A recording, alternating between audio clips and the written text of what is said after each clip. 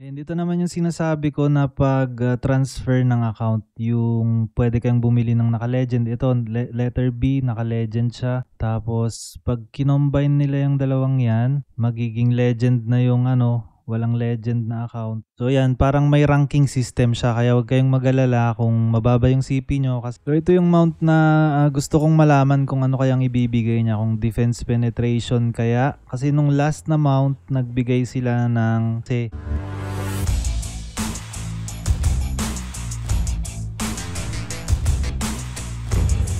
forced Phillips to tap. Hi guys, update nga pala tayo dito sa Lord 9. So pag-usapan natin yung mga upcoming na update, yung 5 versus 5, 1v1, yung mga reason din kung bakit na-ban yung 1,000 plus or 100,000 plus na account. So unahin natin to, yung 100k, bakit nga ba sila na-ban? So maraming nagsasabi na dahil sa exit lag. Pero kung makikita nyo dito, accounts related to voting or connecting from an account farming IP, mga abnormal transactions or botting related account. Itong abnormal transactions na to, ito yung mga ghost trading. So bawal pa rin ang ghost trading dito, kaya mag-ingat pa rin tayo dyan. Meron din dito yung mga botting related accounts, playing multiple accounts through abnormal method. So dito pumapasok yung mga third party katulad ng exit lag at ibang mga third-party software na nakaka-affect sa paglalaro natin or may advantage sa paglalaro natin, advantage sa ibang players. Tapos yung iba, violations of operational policies lang naman. So ito na guys yung update, pag-uusapan natin kasi magkakaroon tayo ng maintenance sa September 17 alas 9 ulit hanggang alauna ng hapon. So based dito sa new updates nila, sabi dito 7th ability slot will be added. Magkakaroon ng slot dito sa ability natin. So dito siya mapupunta. Check natin yan dun sa video nila. So dito ko nakita yun. Check natin. The new event dungeon, Black Laboratory, will be open. Obtain event-exclusive rewards such as Black Lab Armor and Black Lab Enhancement Stone by defeating monsters. Craft powerful armor through exclusive crafting recipes added along with the event dungeon. On top of the 6 previous ability slots, the 7th ability slot can now be unlocked. Upon achieving Ability Expert, you can unlock the slot using the item Book of Unlocking. Try out more combinations and enrich your combat. Acquire 50-day coins and exchange them for various items. Make sure to get Faded Avatar Summon Ticket 11, Advanced Upgrade Scroll, Expert Upgrade Scroll, Culture Cell Chest, and more. Discover a new mount that will make your adventure shine even brighter. So ito yung mount na gusto kong malaman kung ano kayang ibibigay niya, kung defense penetration kaya. Kasi nung last na mount, nagbigay sila ng attack tapos endurance ignore. Sana itong mount na to defense penetration para magmura yung napupulot dun sa boss na mount na ganun ang stat. So yan yung video nila, pero dito may mga hindi sila nabanggit sa video. So ito yung mga nasa video, yung bagong dungeon which is the Black Laboratory. Tapos magkakaroon ng bagong area dito sa Battlefield of Templar, pero sa offline mode lang yan. And yun nga yung 7th slot, expansion ng skill and item slot. Tapos pinadali na din nila yung pag-item lag natin dahil dito sa bulk purchase. And magkakaroon din sila ng miscellaneous UI and functionality improvements. Nag-fix sila ng mga in-game bug. And may mga bagong event. Yan, Gather Expert, 50-day celebration. Hindi ko lang alam kung ano yung mga bigay ng mga yan. New user check-in event. New product nila, may 50-day celebration product. Ito yung mga nabibili. 50-day celebration upgrade scroll. And ito, magkakaroon na ng nickname change. Pwede nyo nang palitan yung mga pangalan nyo. Tapos yung Battle Pass Season 4. Kaya i-claim nyo na yung mga natapos nyo sa Battle Pass. At yung mga hindi naman natapos, tapusin nyo na. Sayang din yun. Tapos abangan nyo mamaya yung mga sasabihin ko about dun sa 1v1, 5v5 na mga parating na update dito sa Lord 9. So bago natin pag-usapan yung mga darating na PvP updates and yung mga ibang world boss pa, pag-usapan muna natin itong update ko naman sa character natin. And as you can see, level 71 na tayo with 54.6 na CP. Dual dagger pa rin. And currently nagka-quest tayo dito sa Battlefield of Templar. Sa items naman natin, ganun pa rin. Karamihan yung mga nakuha ko pa rin dun sa Spire Trial. Yan. And ngayon, since gumagamit na tayo ng skill, nag 2 cloth na tayo and 3 leather. So ini-experiment ko pa rin, tignan natin kung effective ito para dun sa Phantom Dance natin. Ito kasi yung pinakamalakas na skill ng dual dagger natin, yung Phantom Dance. Malakas siya, at the same time malakas din mag-consume ng mana, kaya nakapag cloth na tayo. And kung gusto nyo din malaman yung reason kung bakit nasa United Guild na ako, wala na tayo sa Dark Side, i-comment nyo dyan sa baba at gawa natin ng video kung gusto nyong malaman. So balik tayo dun sa update. So pag-uusapan ito, nakaka-excite to kasi magkakaroon na tayo ng PvP content. So may 1v1, makikita nyo dito. Individual round, meron ng 1v1. Skill-based PvP content yan. And co-op round. So 3v3, magkakaroon tayong 3v3. Ewan ko kung bakit walang 5v5 na ilalagay dito sa Pilipinas or i-update dito sa Pilipinas. Sa Korea kasi merong 5v5. So maganda rin sana kapag merong ganon. And merong large scale na guild PvP content. Yan yung guild round. Ito naman, feeling ko hindi tayo papasok sa isang PvP arena kapag guild round.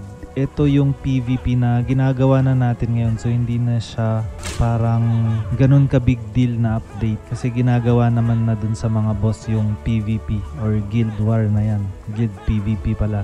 So yung maganda dito, maganda siya para sa mga mid-low spender. So makikita nyo yung ginawa nila dito na considerations for mid-low spending users para sa game balance improvement.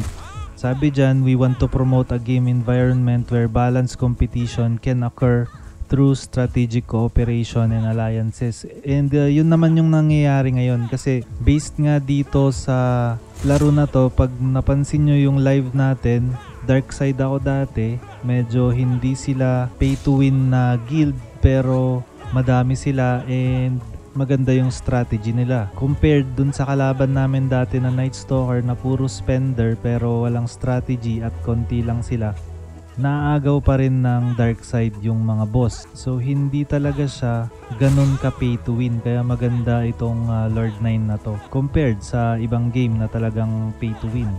So yun lang naman yung masasabi ko about dito sa balance ng game. Meron ding growth opportunity expansion dito. So sabi dyan, we are conducting a thorough analysis of structural issues that are limiting the growth of smaller guilds and casual players due to high competition for high-level hunting grounds. Ito yung problema na ni-raise natin dati sa developers ng Lord 9. So magkakaroon daw sila ng possible improvements to ensure fair growth opportunities para sa all sizes ng guilds. So kung maliit na guild, mahinang guild, or malakas na guild, magkakaroon niyan ng fair growth.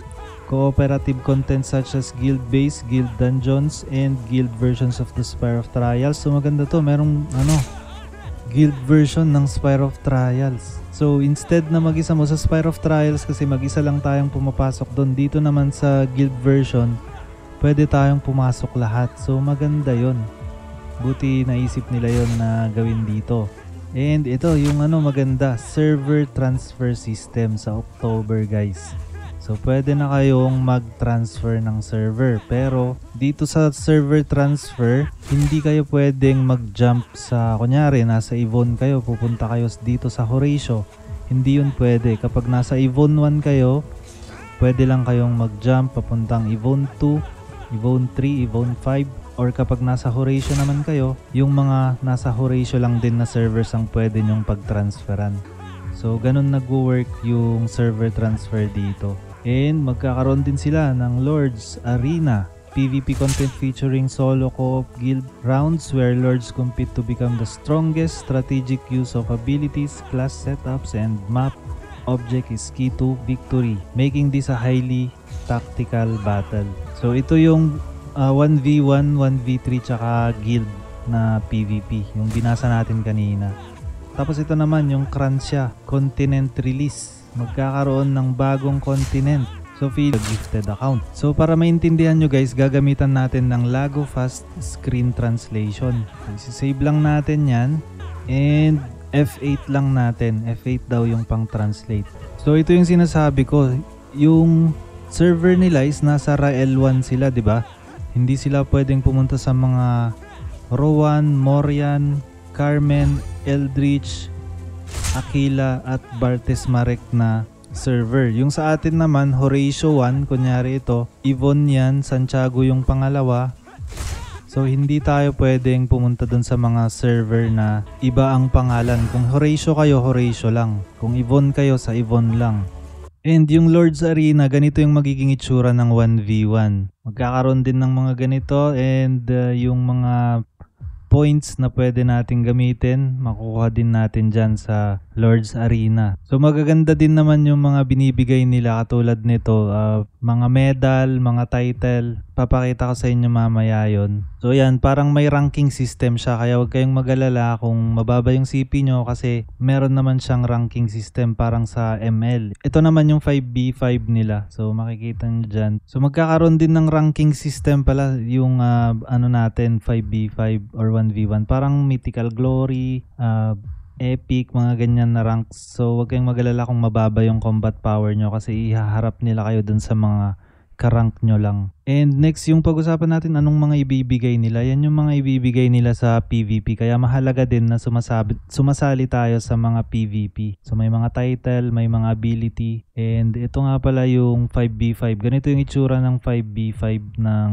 Korean server ngayon. So maganda yung update. Hintayin natin to. Parang nakakatuwa na laruin yung 5v5 na ganito. Yun nga lang 3v3 lang talaga yung sa atin. Tapos magkakaroon ng mga bagong quest. Main quest yan dito sa Kransha. So makikita nyo dito yung Kransha, mataas na yung level. Tapos feeling ko mataas din yung TP or 200k para maka-teleport dun. And kailangan natin 63k na combat power. At least level 75 tayo. Tapos makikita nyo dyan yung mga items color red na. Hindi na siya legendary, ano na siya, mythical na items. Syempre may mga boss din, may mga bagong boss dun na malalakas. Kaya kailangan na natin magpalakas. May mga nabibili din na mga ganito abilities and skill book yata, or di ko alam kung ability yun or skill book sa Kransha. May mga bago. Epic naman yung mga yon. And dito naman yung sinasabi ko na pag transfer ng account, yung pwede kang bumili ng naka-legend. Ito,